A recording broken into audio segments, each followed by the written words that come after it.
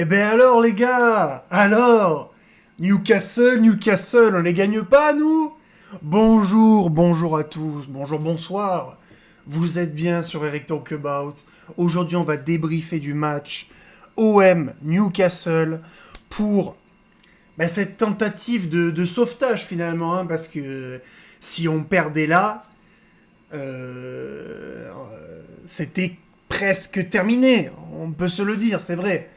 Donc on était, avant ce match, on était je crois 25e, donc non qualifiable pour les barrages, etc. C'était un peu le match de la dernière chance. Mais quel match on a vécu, les gars! Quel match on a vécu! Pour tous ceux qui étaient au Vélodrome ce jour-là, hier en fait, n'hésitez pas à me dire dans les commentaires comment vous avez vécu ce match. Ce match exceptionnel. Mais attention, parce que ce match est exceptionnel, le scénario est vraiment rocambolesque, tu vois. Mais par contre, au début du match, en fait, c'est très compliqué à analyser comme match. Parce que la première période, tu es pas bon. Tu es pas bon, tu joues comme j'aime pas. Tu prends un but très rapidement. Et la deuxième période, tu renverses le match dès les 5 premières minutes et tu changes de visage. Mais c'est pas la première fois qu'on voit un match comme ça. Hein. Mais tu changes de visage. Enfin bref, on va pas partir dans tous les sens. Commençons par la composition, je l'ai là. Parce qu'il y avait quand même une grosse nouveauté, un gros pari, il faut se le dire. Hein. Roberto De Zerbi, là, il a quand même posé ses couilles sur la table. Hein. C'était très compliqué. Hein. Mais, écoute, ça a payé. Donc nous avons... Bon, ça reste quand même du classique. Hein. Nous avons Rouli dans les buts, Pavard à droite, Balerdi au milieu, Emerson à gauche. Donc une défense à 3. Ensuite, Weah sur le côté droit, Arthur Vermieren, qui a fait un excellent match d'ailleurs. Hein. D'ailleurs, pour Timothy Weah, c'est pareil. Hochberg, Daryl Bacola, pour sa première titularisation en Ligue des Champions. Le mec, première titularisation. C'est pas un match contre Lorient ou Nantes ou je sais pas quoi. Non. C'est contre Newcastle en LDC, gros.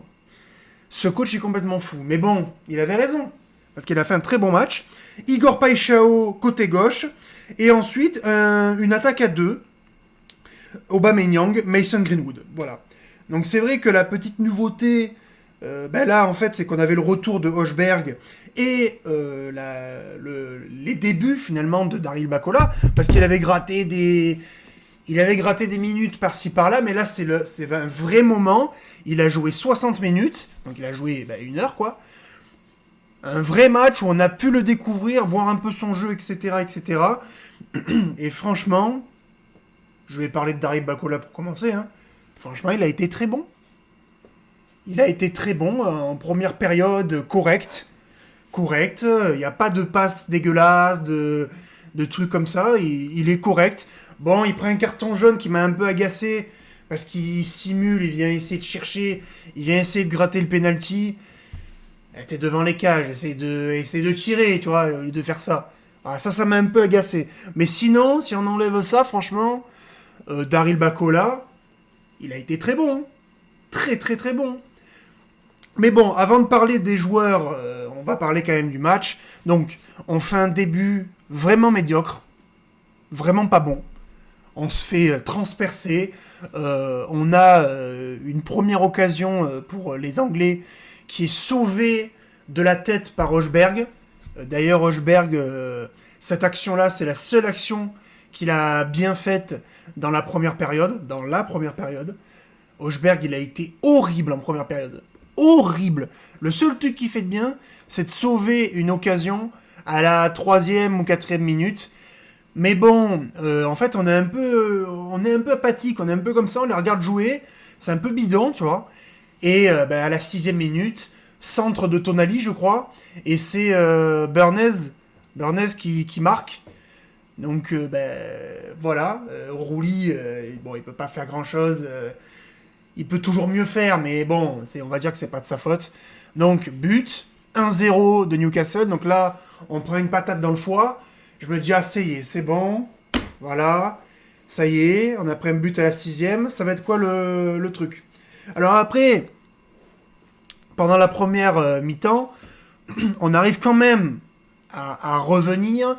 Et les 30 dernières minutes, on est quand même un peu en train de se créer des occasions.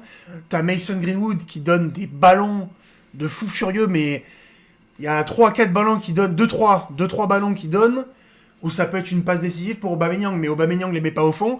Aubameyang, je pense il rate 4 occasions dans cette première mi-temps, donc il m'a beaucoup agacé en début de période. Il y a beaucoup de passes un peu dégueulasses, etc.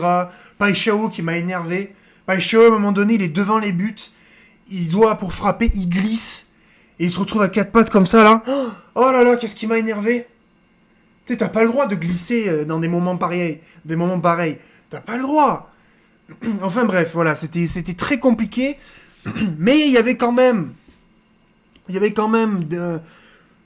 un espoir parce qu'on arrive à se créer pas mal d'occasions. Et plus ça va et plus on prend la confiance. Donc, bon. La 45e minute, je suis énervé, tu vois. Je suis là, bon, on se fait mener, quoi.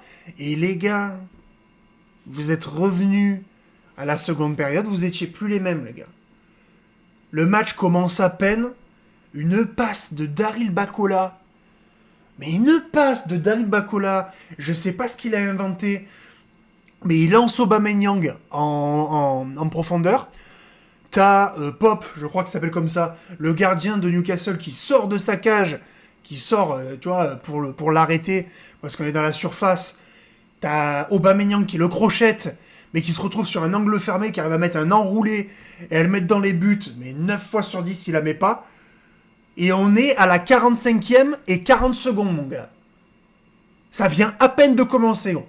Je venais à peine de me servir un truc à boire, que j'étais là... Wouah, le petit salto, le vélodrome qui explose. Les aux armes juste après, incroyable. Et après, 5 minutes après, à peine, à la 53e, ou... Non, 50e, t'as Timothy Weah qui a fait un match. Pour moi, c'est son match référence. Timothy Weah, c'est son match référence. Il y avait celui-là et contre le Real de Madrid. Mais Timothy Weah, il a fait un match. Il a cavalé de partout. Et évidemment, il déborde, centre. Aubameyang qui vient couper. Mais ce but qu'il met, sérieux. Franchement, les 2 buts qu'il met en seconde période, ils sont plus difficiles à mettre que les 3 ou 4 occasions qu'il a en première période. Et il arrive à les mettre, sérieux. Pierre-Emerick Aubameyang. Voilà, qu'est-ce que tu veux que je te dise? Pierre-Emerick Aubameyang, gros. Voilà. Qu'est-ce que tu veux que je te dise? Mais ouais, Timothy Weah, très très bon match. Mais il y a 2-1. Mais après, il faut tenir. Et on a tenu. Et ça fait plaisir. On a tenu. On a tenu pourquoi? Parce qu'on a eu une défense impériale. Balerdi, Pavard, exceptionnel. Balerdi, il m'a fait peur. Hein. Balerdi, à la 3e minute, il prend un jaune, il le découpe, le gars. Il le découpe. Pareil, Emerson, à un moment donné, il prend un gars, il l'a découpé. Je me suis dit, oh putain, il va sortir encore. Il va sortir. Il se trouve que non, mais oh les gars, vous avez découpé des gonzes. Alors après, il y a pas de problème, hein. On aime bien tout ça. Mais bon, faut pas prendre un carton rouge bêtement. Hein. Mais bon, ils l'ont pas pris. Donc ça va. Mais oh, Balerdi, il prend un carton jaune à la 3e minute. Sérieux, Balerdi? Tu vas nous faire une... comme t'as fait l'année dernière contre l'Olympico, là? Où tu vas sortir à la 4e minute, et ça y est? Putain. Mais à part ça, ils ont été... La défense, Emerson, Pavard, Balerdi et Timothy Weah, j'ai rien à dire. Ils ont été impeccables. Au milieu de terrain, Hochberg, première mi-temps, dégueulasse. Dégueulasse, ça a été un peu mieux en deuxième mi-temps. En deuxième mi-temps, on l'a vu guerrier, grinta, je vais récupérer des ballons, je vais presser même aussi haut qu'Aubameyang parfois. Il s'est bien rattrapé, mais franchement, si je devais juger que à la première période, il est dans mes flops directs. Parce qu'il a vraiment fait une très mauvaise première période. Vermiren, incroyable. Vermiren, incroyable. Incroyable. Il faut l'acheter, ce mec. Hein. Il faut l'acheter. Hein. C'est un prêt de je sais plus où, là. Il faut l'acheter, ce mec. Hein. Achetez-le. Hein. Achetez-le, vraiment. Bakola, j'en ai déjà parlé. Paixão, il m'a saoulé. Paixão, il fait les efforts. Il attaque. Il fait les efforts défensifs, etc. Il essaye d'être sur tous les ballons. Mais c'est pas suffisant. On t'a acheté 30 millions d'euros, plus de 30 millions d'euros. T'es l'achat le plus cher de l'OM, 35 je crois. On en attend plus de toi. On en attend plus de toi. Pareil pour Greenwood. Greenwood, il a fait quelques différences. Il a essayé de marquer, bon, voilà, il n'a pas été récompensé. Il a mis quelques bons ballons, mais c'est pareil, Greenwood, on en attend plus de lui. On en attend plus de lui. Pour moi, Greenwood et Paixão, ils n'ont pas été... ils doivent faire mieux que ça. Voilà, ils doivent faire mieux que ça. Et puis après, ben, les autres, on en a déjà parlé, les gars. Voilà. Qu'est-ce que ça fait plaisir de remonter au classement. Qu'est-ce que ça fait plaisir. Donc là, au moment où je vous parle, on est 19e. On est quasiment sûr de rester qualifiable à l'heure actuelle. Il faut voir ce que les équipes vont faire ce soir. Je sais pas ce qu'ils vont faire. Mais il faut voir. Il faut voir ce qui va être fait ce soir. Et puis après, ben, les gars, après, voilà. Hein. Après, il va falloir aller taper l'Union Saint-Gilloise. Ça va pas être facile. Hein. Ils ont gagné Galatasaray chez eux, quand même. Hein. C'est pas quelque chose qu'on fait facilement, ça. Hein. Mais bon, on a une petite semaine de repos avant d'aller chercher l'Union Saint-Gilloise. Après, il y aura Liverpool à la maison, ça va être compliqué. Et Bruges, évidemment. Donc les gars, on peut le faire, hein. Moi je pense qu'on peut le faire, on peut se qualifier pour la phase suivante. On peut se qualifier pour la suite, moi j'en suis sûr. On a les armes pour se qualifier pour la suite. Voilà. Mais bon, samedi, c'est Toulouse. Il va falloir les taper aussi, évidemment, parce qu'il faut toujours coller au classement, là, parce qu'on est deuxième, mais bon, on a deux équipes qui sont bien casse-burnes, c'est-à-dire Paris qui est devant nous, et vraiment Lens, qui est vraiment juste là, tu vois, Donc bon, il va falloir continuer les bonnes performances, les gars. Il va falloir continuer. Bon, les gars, je pense qu'on arrive à la fin de ce débrief. N'hésitez pas à liker, abonnez-vous à cette nouvelle chaîne YouTube qui parle des débriefs de l'Olympique de Marseille. Pour ceux qui étaient au stade, et même pour ceux qui ne l'étaient pas, n'hésitez pas à me dire dans les commentaires votre ressenti par rapport au match. Mes tops et mes flops. Allez, on fait les tops rapidement. Mes tops, Aubameyang, Rouli. J'ai pas parlé de Rouli, mais Rouli, match génialissime. J'ai envie de mettre Timothy Weah et Vermiren. Et en flop, je vais mettre Paixão.